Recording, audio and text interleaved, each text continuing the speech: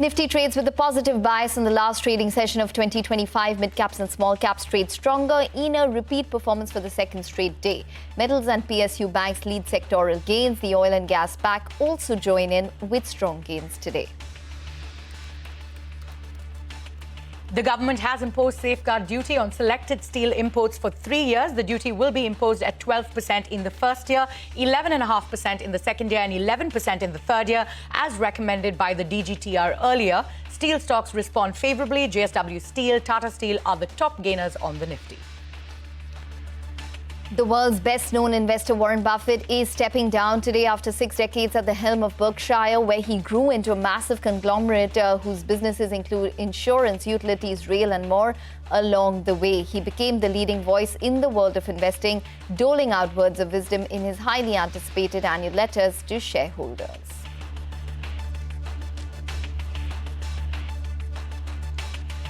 Hello and welcome to Business Lunch, live from the Motilal Oswal studio. I am Arundhati Ramnan and with me is Ekta Batra. Hi Ekta, good afternoon. It's been quite a day for the markets, right? They're all in party mode right now. But for the year, the Nifty up 10%, but still, lagging some of its peers. Hi, Arundhati. Yes, absolutely. Lagging a couple of its peers, and the pain in the broader markets and specific stocks is something that can't go unnoticed. But for today, we're ending the day on a high, or maybe at least that's what it looks like at this point in time. So we have the Nifty, which is up around 200 odd points, and the mid-cap index, which is up around 1.3% at this point. The advanced decline ratio is holding on the positive side. So we have around 2,900 stocks advancing to just about 1,300 to 1,350 stocks, which are declining on the Bombay Stock Exchange. Talking about specific stocks, the one sector which really stands out is the entire steel space. So we have the safeguard duty, which is really aiding counters today. Absolutely. The steel stocks are doing really well today on the upside. The boost came after the government announced that much awaited and expected safeguard duty for the next 3 years. If you take a look, Jindal Steel, JSW Steel, all of them gaining over 4% in trade. Those auto names today also doing very well ahead of those auto sales numbers, which are expected to be good. TVS Motor, Eicher Motor, Bajaj Auto, all of them over 1% in the green. The only index that's seeing some profit booking today is that IT pack, down about 0.2%. We've got TCS, Wipro, Tech Mahindra, all of them lagging in trade today. But our top focus this afternoon is steel stocks, which are surging after the government announced a 3-year safeguard duty of up to 12% on select steel imports. Sudarshan is here to tell us more on that. Sudarshan? So steel sector has got the New Year gift. If you remember, this month only in the first weekend, Steel Secretary had come on the channel. We had asked him about this safeguard duty, and he had told us that this would be announced very soon. If you remember, April 2025, that was the time when DGTR, Director General of Trade Remedies, had announced temporary safeguard duty, and that was applicable for 200 days. And it expired in the early part of November. After that, we were expecting that it's going to be announced very soon, and finally it came, and government has now announced safeguard duty that would be applicable for next 3 years, that is till 2028. So first year from April 21, 2025 to April 2026, the duty is of 12%. After that, it comes down to 11.5% for the second year. Then it comes down to 11% for the third year. And this is applicable to all the imports that we do from China, Vietnam, and some of the other countries.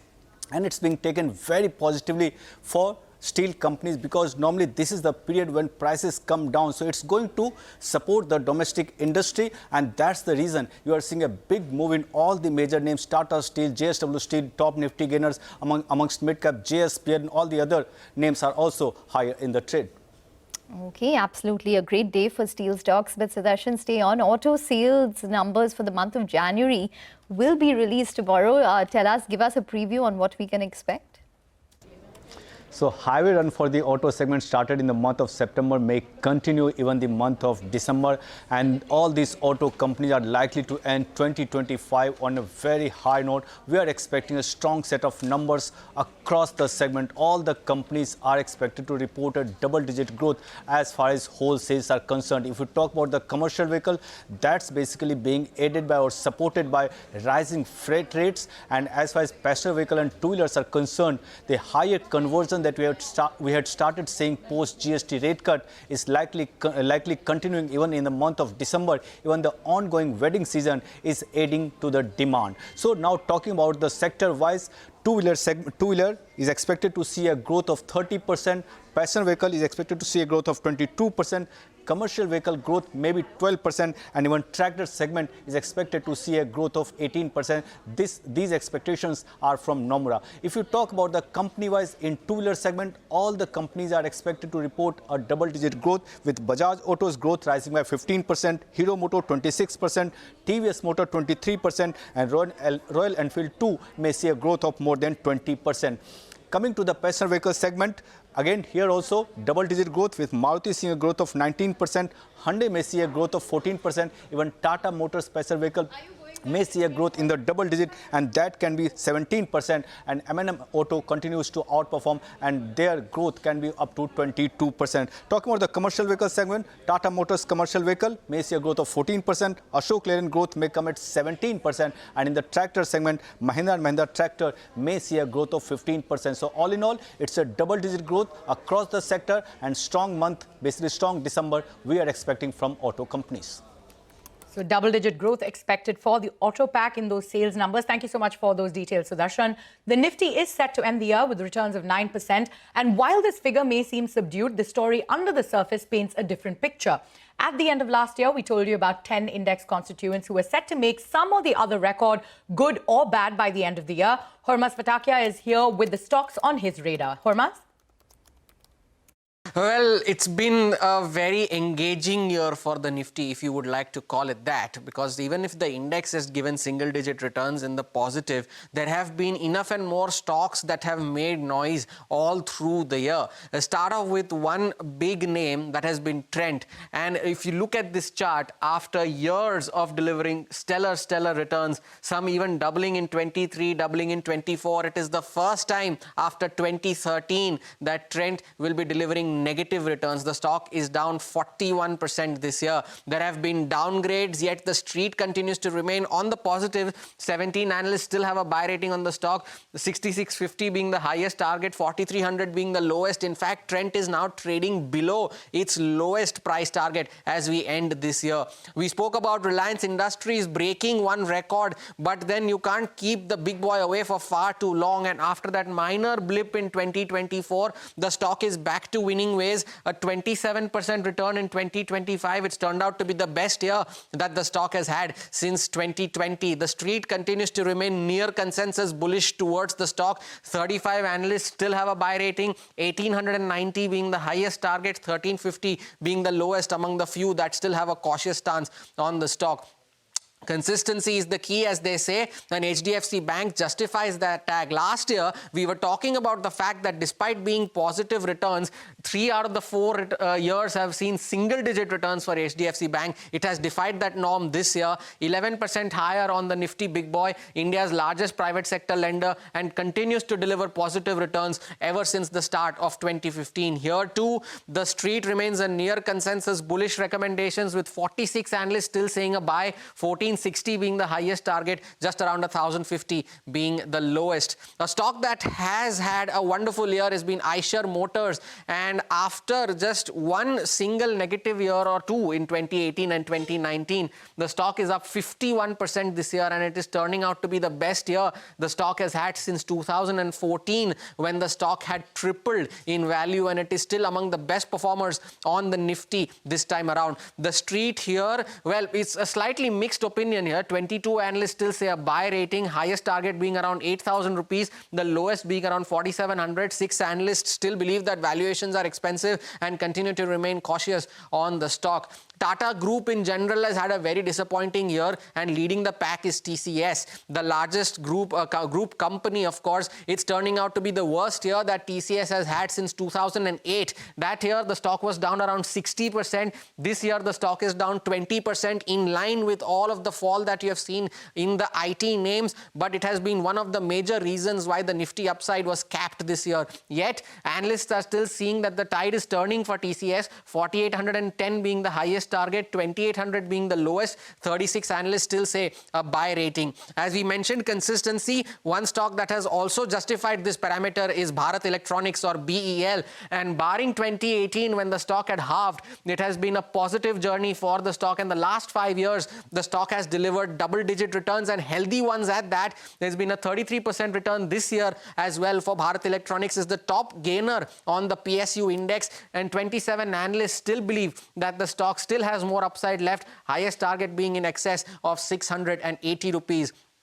Possibly the stock of December, and among the best NBFCs, Shriram Finance is one such name. After 3 negative years, the stock has had its 5th positive year, 70% higher this year. It has turned out to be the best year that the stock has had since 2017. And here too, the street continues to remain bullish. 35 buy recommendations, no sell recommendations, 1225 being the highest target for the stock. We don't necessarily talk about Grasim when we talk of Nifty names, but here too, the stock has continued to deliver steady returns, if not stellar, and 4 out of the last 5 years the stock has delivered double-digit returns. In fact, barring 2018 and 2019, every time the stock has gained, the stock has delivered positive double-digit returns, with the exception of 2022. Here too, the street continues to remain bullish. 8 analysts have a buy rating, with targets going up to as high as 3,700 rupees. For Adani Enterprises, it's turning out to be the 3rd straight year of negative returns for the stock, and this time it's been a double-digit fall for it.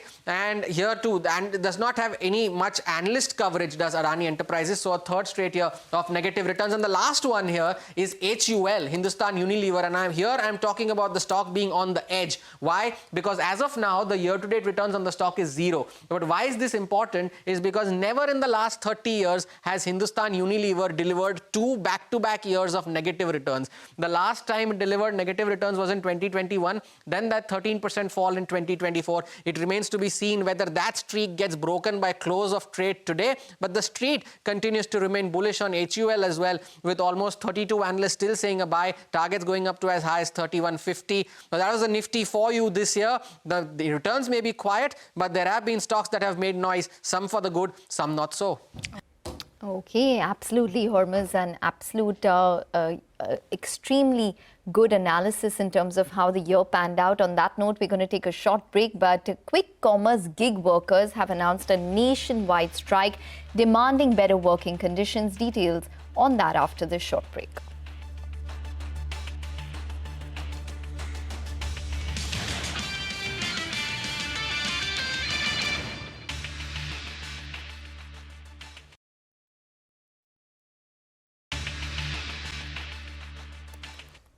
Welcome back. You're still with us on Business Lunch. Moving on, in response to a nationwide strike by gig workers, platforms like Swiggy, Zomato have increased their delivery incentives and peak hour payouts. Shilpa Ranipeta is here with more details on that front. Shilpa?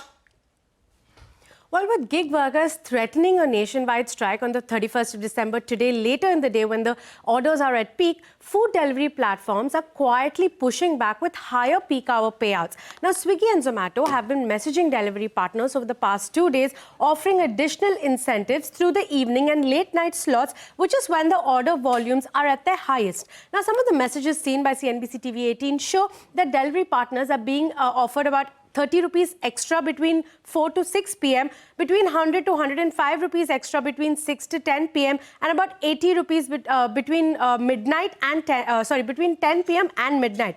Zomato is also offering an additional 80 rupees between midnight to 4 a.m.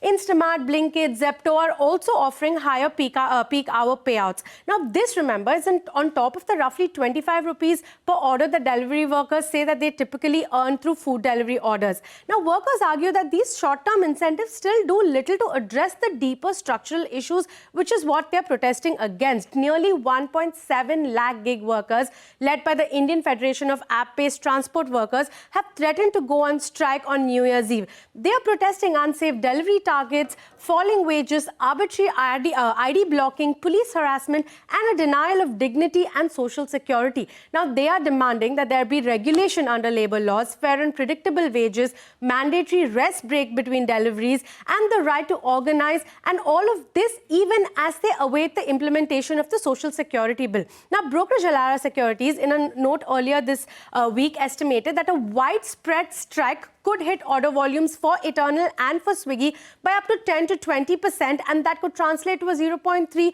to 0.7% revenue impact in the third quarter in food delivery and quick commerce. And this will largely be in select southern metro markets, is Elara's estimate.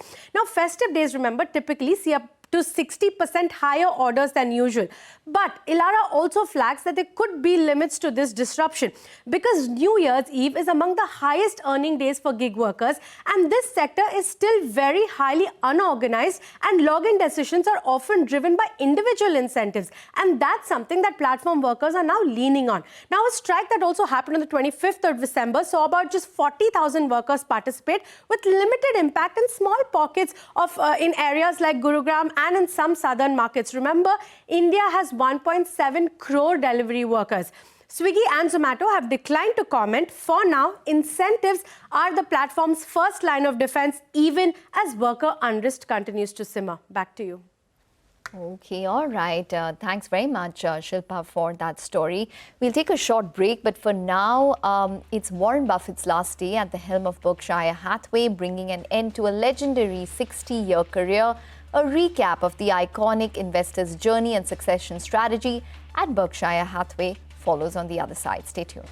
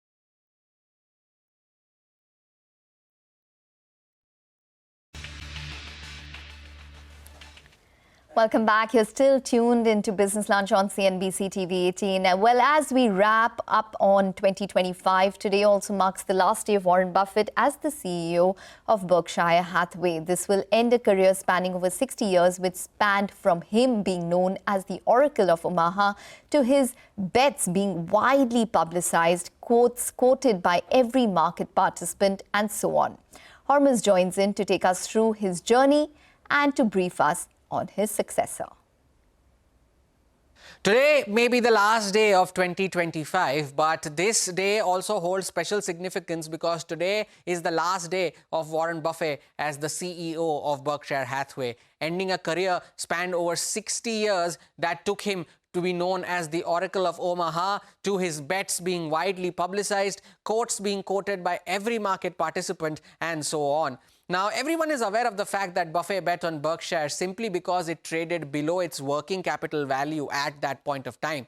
Today, that investment has created a conglomerate that spans across insurance, infrastructure, railways, energy, consumer and industrial brands, and of course, the much talked about investment portfolio. The price was what he paid back then. The value is what stands today, 6 decades later. Today, to buy one Class A share of Berkshire, you need to shell out $750,000. Yes, that's Buffett and his principle of long-term compounding for you. A $1,000 investment back then, 60 years ago, would today be worth $45 million.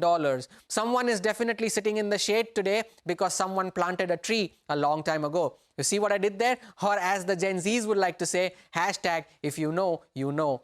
Buffett leaves Berkshire with a massive cash pile, literally massive, $382 billion. Now that is more than the GDP of 152 countries on the planet.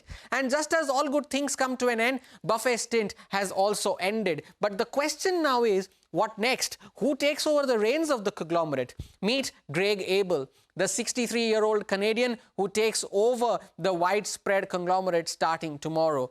Abel is not a direct Berkshire insider, though. He started off as a CA with PwC, then joined Cal Energy in 1992, and Cal Energy then went on to acquire Mid-American Energy in 1999, post which Berkshire had acquired a controlling stake in the company. He then became CEO of Mid-American in 2008, which was then renamed Berkshire Hathaway Energy in 2014. Abel quickly climbed the ladder at Berkshire. In 2018, he was named the vice chairman for its non-insurance operations and also appointed to the board of the conglomerate. Buffett had confirmed that Abel will succeed him as Berkshire's CEO back in 2021 itself, but made the formal announcement in May this year, stating, and I quote, "The time has arrived where Greg should become the chief executive officer of the company at the year end." Only Buffett's children knew of this, not even Abel. Maybe Buffett knew of Abel's competitive advantage and, above all, the durability of that advantage. Abel's presence is already being felt in Berkshire circles. As recently as November, Berkshire disclosed a $4.5 billion stake in Google's parent Alphabet, sending Wall Street into speculation mode, as this could not have been Buffett's decision alone, considering his prior anti-tech stance. He always called Apple still his biggest bet, despite the selling spree recently, a consumer tech company. But there is a lot that Abel still has to conquer. First up, win the trust of investors, the shareholders, the Buffett Pugloos, as the Gen Zs would say. Although the board has wholly backed Abel, the shareholder trust would be paramount. Next up, hunt for bets to deploy Berkshire's cash pile. There were some murmurs about Buffett's lack of will to deploy that cash and prefer the safety of treasuries instead. The Alphabet stake may just have been the start. A major reason why Buffett picked Abel was his trust that he will continue the culture at Berkshire. Unlike Buffett's showman-like aura, Abel prefers to stay away from the limelight and let his work talk. He was also once hailed for this attitude by the late Charlie Munger. Of course, being at the helm of something as big as Berkshire will keep Abel in the limelight, but his balancing act of managing this and simultaneously delivering on the promises will be closely monitored. With Buffett at the helm of Berkshire, there was a sense of continuity, the thought that he'll be around forever. But that's not the case. Even if in hushed tones, questions are being asked. What next? Will Berkshire still be Buffett's Berkshire, or will Abel be able to turn a new chapter in this story? Abel has now stepped into shoes that once looked impossible to fill. While they may not be impossible, they certainly are large ones, $1 trillion and a little more large for sure. Absolutely. Thank you so much for those details, Hermaz. But, let's take a look at the markets, all of them in the green at the high point of the day, hoping to ring in the new year on a positive note. The Nifty is well above that 26,100 mark at 26,154, 200 points higher. The mid-cap index faring better than the blue chips, that index up over 1%. But with that, it is a wrap on this edition of Business Lunch. Here's wishing all of our viewers a very prosperous and happy new year. From Ekta and me, goodbye and many thanks for watching. Midcap Radar coming up next.